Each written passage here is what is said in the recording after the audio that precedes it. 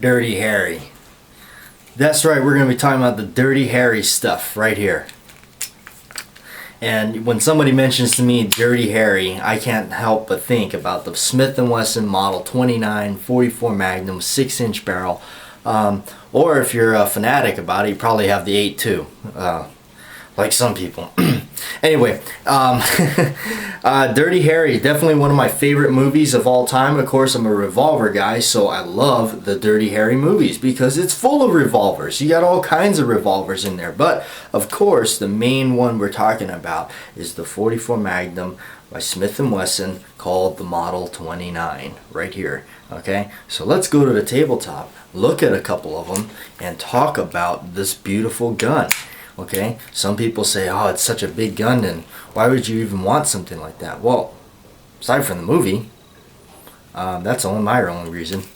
Actually, no, it shoots really nice. But let's go to the tabletop and let's talk more about it. Alright guys, tabletop time. We're going to talk about the Dirty Harry guns. I got a table full of Smith & Wesson 29s. I got a 629 as well, as you guys have seen on the channel a little bit. But anyway, the romance and the Model 29 and Smith & Wesson and everything for me and Dirty Harry, it's a really rich history within me. I really love the movie. I saw the movie when I was a little kid, and it forever changed my life. You know, I mean, as weird as that may sound to some people, no, I really enjoy the movie. You know, it's a great entertainment.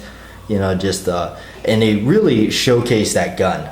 That gun became just as a star as Clint Eastwood is in that movie.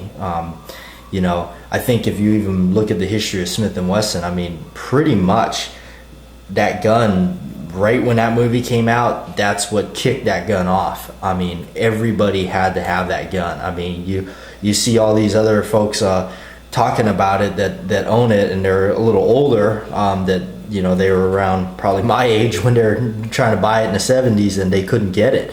You couldn't get one off the shelf. Anyway, they're getting a little pricey these days, I must admit. I got very lucky to pick up both of mine for a good price. But anyway, mainly what he carries in the film is the 6-inch. This is the 6-inch. This is the one I bought used, vintage. This one came out of a pawn shop in Arkansas, I believe. Monty's Pawn and Gun, I believe they're called. Anyway, this is the 6-inch. This is the first one I ever bought, and it's my favorite. It definitely is my favorite one because this is the classic look and the classic barrel length that Dirty Harry would have carried and everything. But ironically, okay, the 8 3/8 is a really, really nice gun. It may seem really big for a lot of people, like that barrel length may be just ridiculous, but actually when you get this baby out to the range and everything, it's amazingly accurate.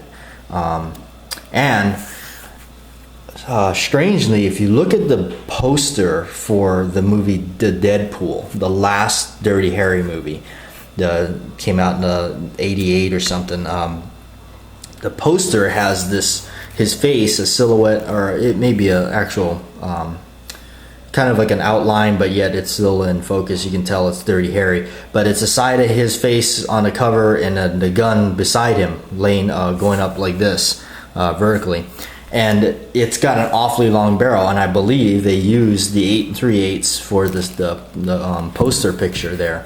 And it's also from, I don't know how accurate it is, but I've read that they also used the 8 3/8 in a couple of scenes in the first one here and there. And then I've always heard the rumor that they didn't have a 29, so some scenes were a 41 Magnum. I heard that's not true, that they actually indeed used the 29 through the entire movie. They had to get one for the movie and load it up. They made special blanks for it so they could fire it in a movie and everything. So that's pretty cool. You know, I read a lot about it. Don't know exactly how much truth there is to everything you read. You know, you can't take everything on the internet like it's true. I even got a speed loader here. You know, I picked up a couple of these. I think I only could put my hand on one of them right now. The other one's lost in the safe. And I got myself a shoulder holster, and because I'm left-handed, you won't believe how hard it is to find some of these things in a lefty, let alone one that fits. This is one for my 8 3/8 there. I'm gonna pick up another one for my 6, but I just wanted to see how I like this one first. And I was shopping around a little bit for one of these shoulder holsters, and you know, I was looking up, and there is a company that makes the exact copy of the one that was used in the first film. It's got a little bit more of a different design on it, but it's, if you actually look at the I believe it's Sudden Impact. That one is that's the one where he loses his 29 and he goes and gets the auto mag pistol in the end. But if you watch carefully in that one, especially when he's on the shooting range there and he's just kind of shooting steel, and he's got his shoulder holster on, and he's testing out his new auto mag, he's got a different holster rig, and this is very similar to what he's got. So in a sense, yes, it still is a Dirty Harry holster, even though it's not like the one used in the first 2 films, I believe, or maybe the Enforcer as well. They use the same one, but this one's a little bit different. It's made by Bianchi. It's called an X15 extra large.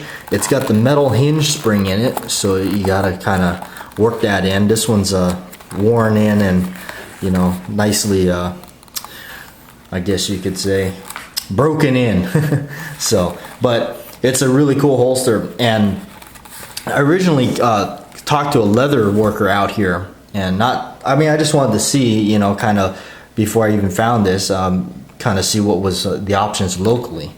And you know, I'm not saying he does bad work or anything, but he quoted me something like $500 or $600, and I mean, I was a little bit more than I wanted to spend, because, you know, heck, and then he, you know, of course there's you know, he has to make it, so it's gonna be quite a while.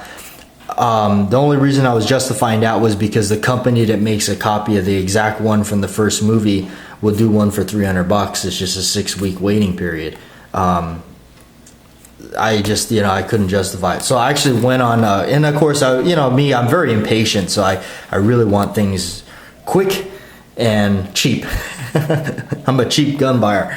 Anyway, I went on Midway and found this thing, and Midway had this thing, and it was the left-handed one, and they offered it as a discount. It was a clearance or something, or a short time, and I picked this thing up for under $100.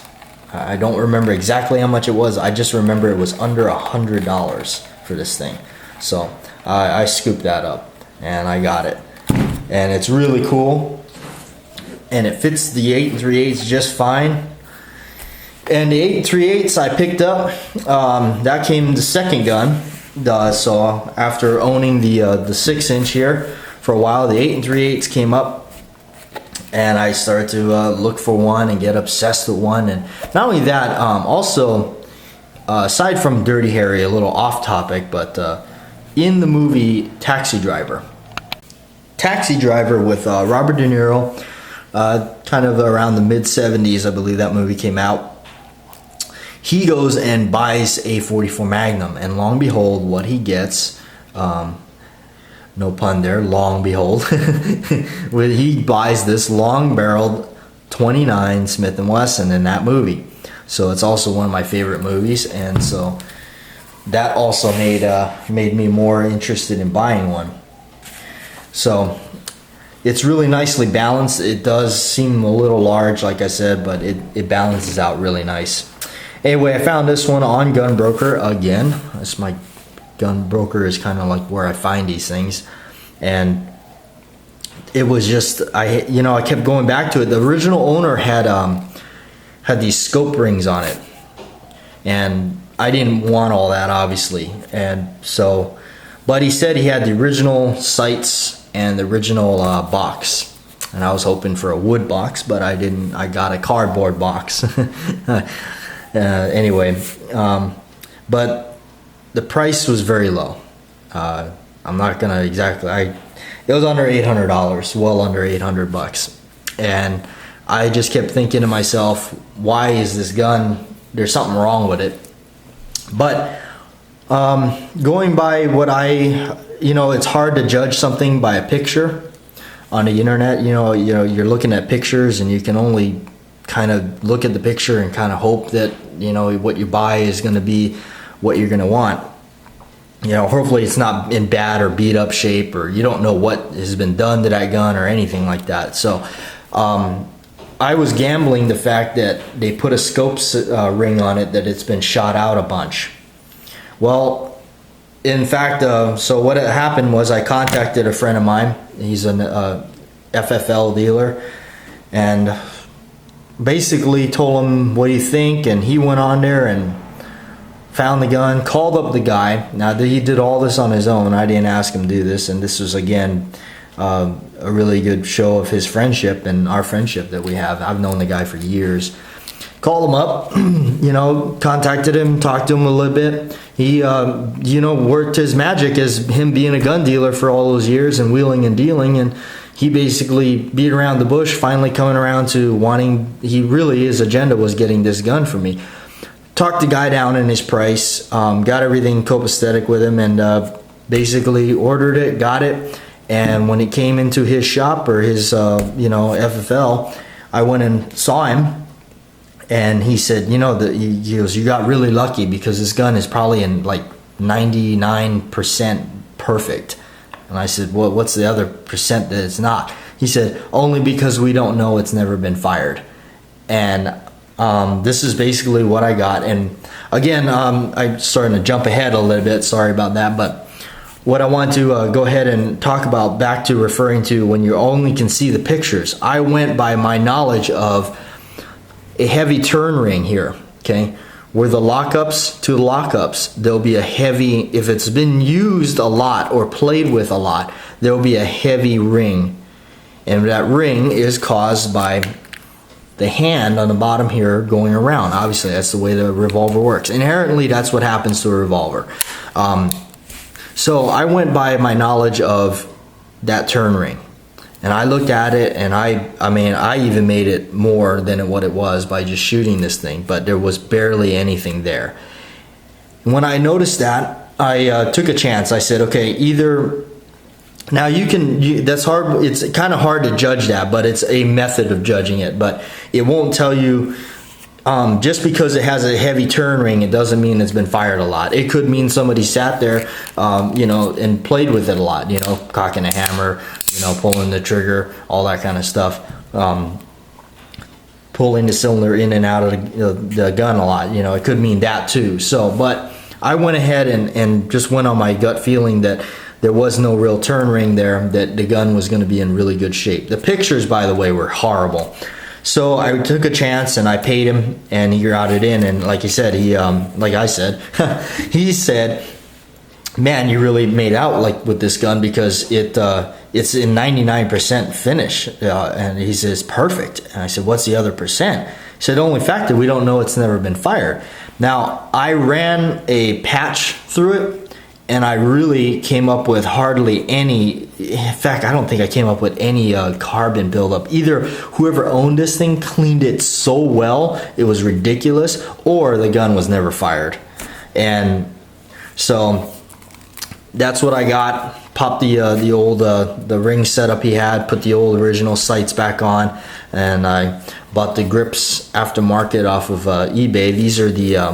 These are what everybody calls the Asian knockoffs. They come from Thailand, actually.